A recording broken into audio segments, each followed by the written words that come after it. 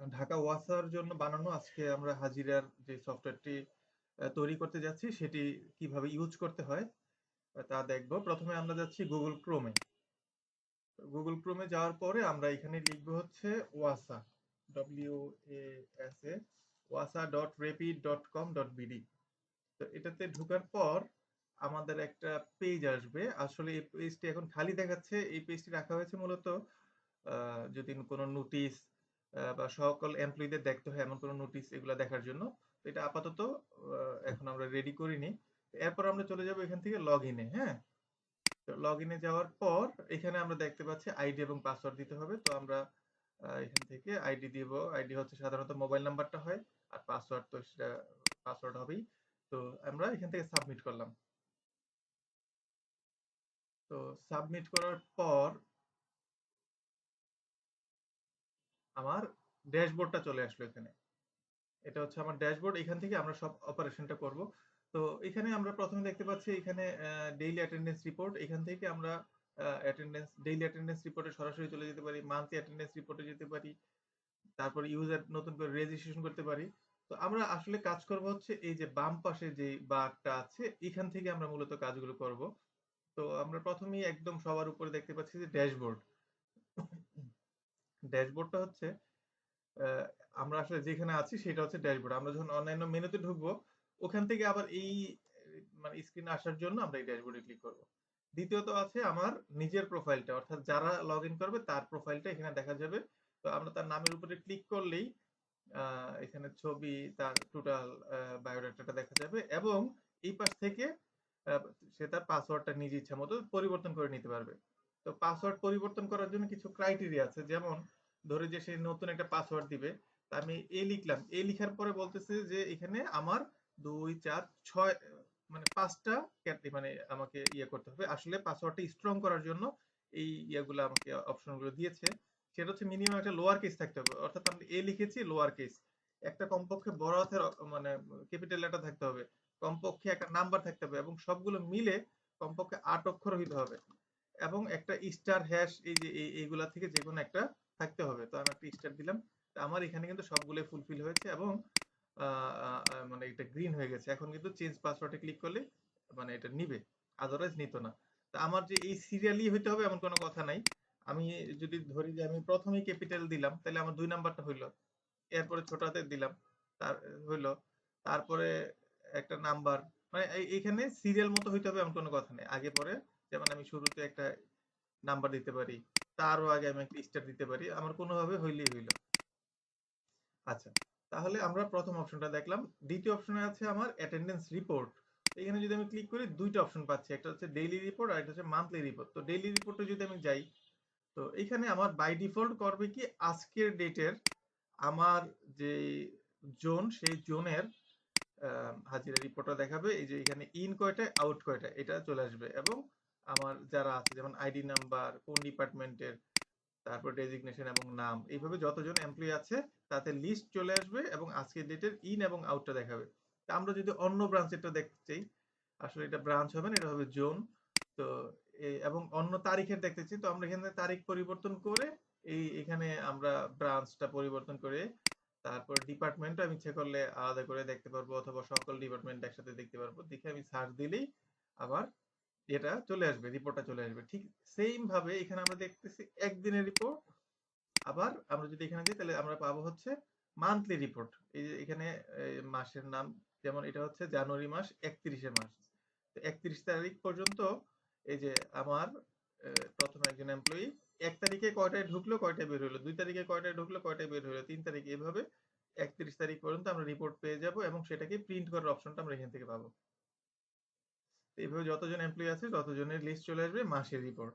তো আপাতত আমাদের হাজিরার এই দুইটা রিপোর্টই বের হবে এখান থেকে। তারপরে আমরা পরের অপশন যেটা সেটা হচ্ছে, আচ্ছা এখান থেকে যদি আমরা ড্যাশবোর্ডে ফিরে যেতে চাই, ওই যে প্রথম অপশনটা কিন্তু ওই যে ড্যাশবোর্ড, এখানে চলে আসলাম। আচ্ছা, এখানে আমরা একটা জিনিস খেয়াল করি যে আমাদের এইটা কিন্তু এখানে কখনো লোডিং হয় না কিন্তু। হ্যাঁ, যেমন আমরা যেখানে ক্লিক করি এখানে কিন্তু মানে ব্রাউজার লোডিং করে না। এটা হচ্ছে আমাদের নতুন আমরা যে প্রযুক্তিতে কাজ করছি সেই প্রযুক্তির কারণে। সাধারণত আপনারা দেখবেন যে যে কোনো ইয়াতে ক্লিক করার সাথে সাথে লোড হয়, আমাদের এখানে কিন্তু লোড হয় না বারবার। এটার কারণে আমার মানে সাইট হবে অনেক ফাস্ট এবং সার্ভার রিসোর্স অনেক কম খরচ হবে। তো যাই হোক, আমরা পরের অপশনটা যাচ্ছি। এই যে ইউজার রোল, ইউজার রোলের মধ্যে আমরা চারটা অপশন পাচ্ছি: create new user, update user, power distribution, create role. এরকম চারটা অপশন। তো আমরা প্রথম অপশনটাতে একটু যাই। তো বলছে যে network error, please try again. আরেকবার একটু রিলোড দিয়ে দেখি নেটওয়ার্কে কি হলো আবার। আচ্ছা, ঠিক আছে এখন। তো আমরা প্রথমে আমাদের দিতে হবে আইডি নাম্বার এখানে। হ্যাঁ, তো এইখানে 203 নাম্বার কেন দেখাচ্ছে? কারণ আমি লাস্ট যে আইডিটা তৈরি করেছি ওটা 202 দিয়ে তৈরি করেছিলাম। তো এখানে 203। তো এখানে এমপ্লয়ীদের যার যে আইডি সেটা আমরা এখানে বসিয়ে দিব। তো আমরা 203 বা যা যা আছে থাকুক, 203 থাকুক। অথবা আমরা যদি মনে করি যে 2030 তাও থাকতে পারে। তো নাম দিলাম যে,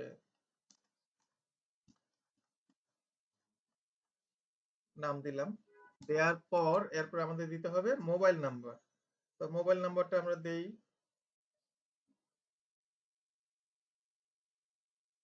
মোবাইল নাম্বারটা হচ্ছে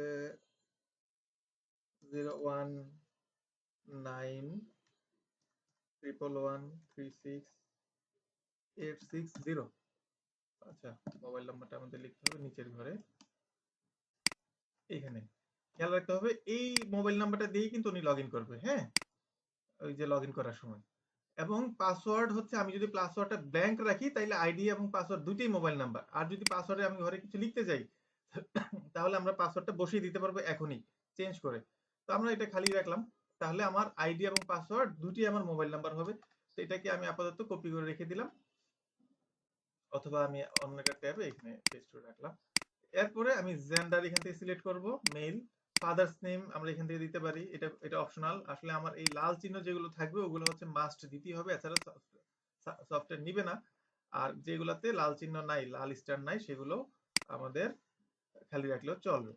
ইমেল অ্যাড্রেসও খালি রাখলে কোনো সমস্যা নেই। জয়েনিং ডেট, সেটা তো লাল স্টার নাই। এটা এটা খুব ইম্পর্টেন্ট এই জন্য যে একজন এমপ্লয়ি কবে জয়েন করলো, যেমন আজকে 18 তারিখ একজন এমপ্লয়ি জয়েন করতে পারে।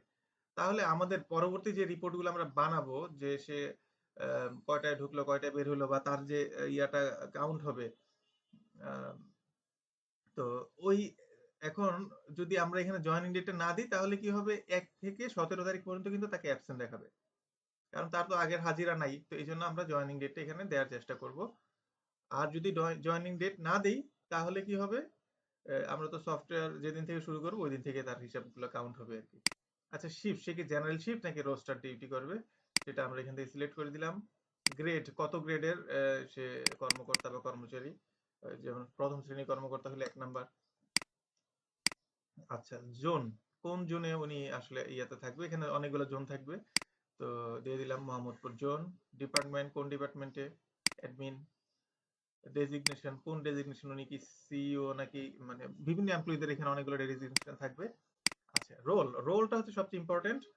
এখানে সে ঢুকে এখানে কি কি অ্যাক্সেস করতে পারবে এটা নিয়ে আমরা আরেকটু ডিটেলস দেখবো। আপাতত আমরা তাকে যেমন অ্যাকাউন্টস দিয়ে বা অফিসার দিয়ে দিলাম। হ্যাঁ, বা অ্যাডমিনও দিতে পারি। এবং অ্যাডমিনের কি কি পাওয়ার থাকবে সেটা আমরা কিন্তু নির্ধারণ করে দিতে পারবো। ঠিক আছে, তো আমরা অ্যাডমিন বানিয়ে দিলাম। অ্যাডমিন বানিয়ে দিলাম। এবার আমরা এখান থেকে একটা ছবি দিব। ছবির একটা মজার বিষয় আছে কিন্তু, যে আমরা একটা ছবি সিলেক্ট করি, এখান থেকে ধরি আমরা, এই হচ্ছে ছবি। এখন এই ছবিটা আমরা চাইলে যদি মানে কোনো কারণে উল্টে থাকে তাহলে আমরা এই যে রোটেটে ক্লিক করে কিন্তু আমরা এখান থেকে ঠিক করে নিতে পারবো। ঠিক আছে, যেভাবে সেভাবে আমার কিন্তু আর ফটোশপের কাজ লাগছে না। আর যদি এটা একটু বড় ছোট করে নিতে চাই, যেমন আমি এখানে যদি মাউসটা একটু ঘুরাই, স্ক্রল স্ক্রল একটু ঘুরাই, তাহলে কিন্তু ছবিটা বড় হচ্ছে। আমার ফটোশপের কাজটা কিন্তু আমার এখানে হয়ে যাচ্ছে। তো এখানে আমি ঠিকঠাক মতো অ্যাডজাস্ট করলাম। করে এরপর আমি রিমার্কস, যদি আমার কিছু থাকে, রিমার্কস কিছু একটা, তাহলে আমরা এখানে রিমার্কসটা লিখবো। লিখে এরপরে আমরা কি করলাম, আমরা সাবমিট করে দিই। দেওয়ার পর বললো যে এই যে সাকসেস, উপরে লেখা আছে সাকসেস। এখন পরবর্তীতে আমরা নতুন আরেকটা, এই যে 2000, এরপর বলতেছে তুমি 2000, কারণ এর আগেরটা আমরা 2030 দিয়ে করেছি, এখন নতুন আরেকটা 2031 দিয়ে করতে পারি। তো এরপরে আমরা দ্বিতীয় অপশনটা হচ্ছে ইউজার আপডেট। এই যে আমরা একটু আগে আলম ভাইয়ের যে প্রোফাইলটা বানালাম, ওইটাকে আমরা যদি আপডেট করতে চাই, আপডেটে গেলাম, যাওয়ার পরে কার প্রোফাইল আমরা আপডেট করতে চাই, শামসুল আলম। এখানে আরো ৩ জন আছে, উপরে ২ জন। তো শামসুল আলম প্রোফাইলে গেলাম, যাওয়ার পর এইখানে আমরা চাইলে ছবিটা চেঞ্জ করতে পারি। কিভাবে করতে পারি? ১ নম্বরেই ছবিটা যদি চেঞ্জ করতে চাই, চেঞ্জ ইমেজে গেলাম, যাওয়ার পরে এখানে আগেরটা দেখাচ্ছে আর এখানে হচ্ছে নতুন অপশন। এইখানে আমরা নতুনটা কি করব? নতুনটা দিয়ে দিব। তো নতুনটা এখানে গিয়ে আবার এখানে আমি ইচ্ছা মতো চেঞ্জ করে সবকিছু রোটেট টোটেট করে আপডেটে ক্লিক করার সাথে সাথেই ছবিটা পরিবর্তন হয়ে যাবে। তো আপাতত এটা করলাম না। আর এই যে এখানে নাম যা যা আছে সবকিছু আমরা ইচ্ছা মতো পরিবর্তন করতে পারি। করে আপডেটে ক্লিক করলেই এই যাবতীয় ডাটাগুলা আমার ইয়ে হয়ে যাবে, চেঞ্জ হয়ে যাবে। ঠিক আছে? তো এরপর আমরা চলে যাচ্ছি হচ্ছে পরের অপশন, যেটা পাওয়ার ডিস্ট্রিবিউশন। এইটা হচ্ছে ওই যে আমরা অ্যাডমিনকে যে পাওয়ারটা দিয়েছিলাম, অর্থাৎ আলম ভাইকে যে অ্যাডমিন বানিয়েছিলাম, ওনাকে আমরা আসলে অ্যাডমিনে কি কি পাওয়ার থাকবে, অ্যাডমিনে গেলাম। যাওয়ার পর এখানে আমার অনেকগুলো অপশন আছে যে উনি কি অ্যাটেন্ড, এই যে যারা অ্যাডমিন হবে তারা কি অ্যাটেন্ডেন্স রিপোর্ট ডে ওয়াইজটা দেখতে পারবে, অ্যাটেন্ডেন্স রিপোর্ট মান্থ ওয়াইজটা কি দেখতে পারবে। তো আমি এখান থেকে কি করলাম, শুধুমাত্র ডে যেটা ওইটা দেখতে পাবে। ঠিক আছে? তারপরে আমরা আরো কিছু অপশন আছে যে উনি হাজিরার যে মেশিনের এটা উনি অ্যাডজাস্ট করতে পারবে সফটওয়্যার থেকে, এটা আমরা ওনাকে দিলাম না পাওয়ারটা। তারপরে এরপরে ধরেন উনি নতুন ইউজার ক্রিয়েট করতে পারবে, কিন্তু ইউজার আপডেট করতে পারবে না। তো এমন দুইটা অপশন দিলাম মাত্র। একটা হচ্ছে ডে ওয়াইজ রিপোর্ট দেখতে পারবে, আর একটা হলো ক্রিয়েট ইউজার তৈরি করতে পারবে। অর্থাৎ এই অপশনটা পাবে আর এই অপশনটা পাবে, এছাড়া আর কোনো কিছুই উনি দেখতে পাবে না এই বাম পাশ থেকে, বা কোনোটা অ্যাক্সেস করতে পারবে না। দিয়ে আমরা আপডেট করে দিলাম। এটা কিন্তু শুধু আলম ভাইয়ের জন্য না, এটা হচ্ছে যতজন অ্যাডমিন যতজন অ্যাডমিন থাকবে সবার জন্য একই কথা। আচ্ছা, তারপর হচ্ছে আমরা ক্রিয়েট রোল। আমরা চাইলে ওখানে আরো কিছু, যেমন এখানে আমার অ্যাডমিন আছে, ইউজার আছে, অ্যাকাউন্টস, এখানে আমরা আরো কিছু রোল ক্রিয়েট করে তাদের মধ্যে আমরা এই যে এখান থেকে পাওয়ার দিতে পারি। ধরি যে আমরা কি দিলাম, ব্রাঞ্চ অ্যাডমিন দিলাম। আরেকটা দিলাম কি আমরা, আমরা দিতে পারি, কি দিতে পারি, এইচআর দিলাম, ধরেন হিউম্যান রিসোর্স। তো ওই হিউম্যান রিসোর্সে যে যে থাকবে তার কাজ হচ্ছে শুধুমাত্র সে এই দুইটা দেখতে পারবে, ডেইলি রিপোর্ট আর মান্থলি রিপোর্ট। তাইলে আমরা কি করলাম, এইচআর নামে একটা রোল ক্রিয়েট করলাম, করে এই যে সাকসেস, এই যে এইচআর চলে আসে নিচে। এখন মজার বিষয় হচ্ছে যে এই যে আমরা এখানে ইনপুট করলাম, আমাদের কিন্তু পেজ লোড হয় নাই। মানে এটাই কিন্তু এই আমাদের এই নতুন যে সফটওয়্যার, এটার মজা। এবং এটা খুব মানে সার্ভার রিসোর্স খুব কম ইউজ করে, এবং খুব লাইট ওয়েট হয়, খুব ফাস্ট হয়। আচ্ছা, যাই হোক, আমরা এবার পাওয়ার ডিস্ট্রিবিউশন এইচআর এর জন্য আমরা এবার সে কি কি, যারা এইচআর থাকবে তারা কি কি অ্যাক্সেস করতে পারবে, তাদের পাওয়ার ডিস্ট্রিবিউশনে গিয়ে আমি করলাম কি, এই যে এইচআর এ গিয়ে আমরা এই দুইটা রিপোর্ট দিয়ে দিলাম। এখন যতজন এইচআর থাকবে তারা শুধু এই দুইটা পাওয়ারই ইউজ করতে পারবে, আর কিছু করতে পারবে না। আচ্ছা, যাই হোক, ইনস্টিটিউশন এটা দরকার নেই। আমরা এরপর দেখবো হচ্ছে ডিভাইস। ডিভাইস হচ্ছে আমাদের হাজিরার যে মেশিন, কোন ব্রাঞ্চের জন্য কোন মেশিনটা আমরা অ্যাড করব, সেটা আমরা এখান থেকে করতে হবে। তো অ্যাড রিমুভ ডিভাইসে গেলাম, গিয়ে আমরা দেখতে পাচ্ছি এখানে মেইন ব্রাঞ্চের জন্য একটা ডিভাইস অ্যাড করা আছে। এই ডিভাইসটা অবশ্যই সিরিয়াল নাম্বারটা একদম নির্ভুলভাবে লিখতে হবে, না হলে কিন্তু আমরা হাজিরা রিপোর্ট পাবো না।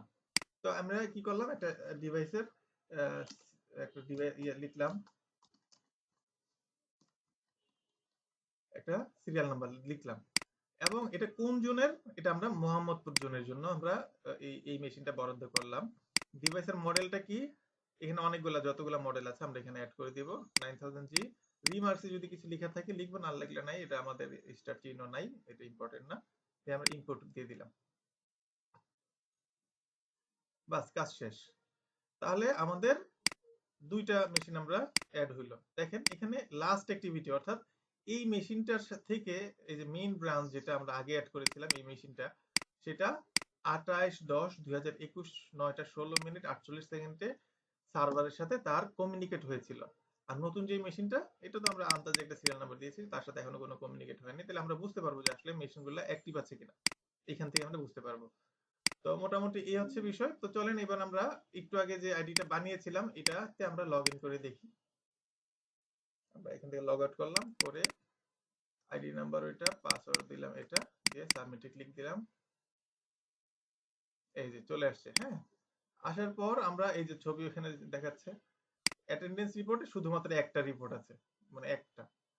আর ইউজার রোলের মধ্যে শুধু ক্রিয়েট ইউজার, আর কিন্তু নাই, এবং লগ আউট, বাকি অপশনগুলো কিন্তু উনি অ্যাক্সেস করতে পারছে না। তো আজকে এই পর্যন্তই, ধন্যবাদ।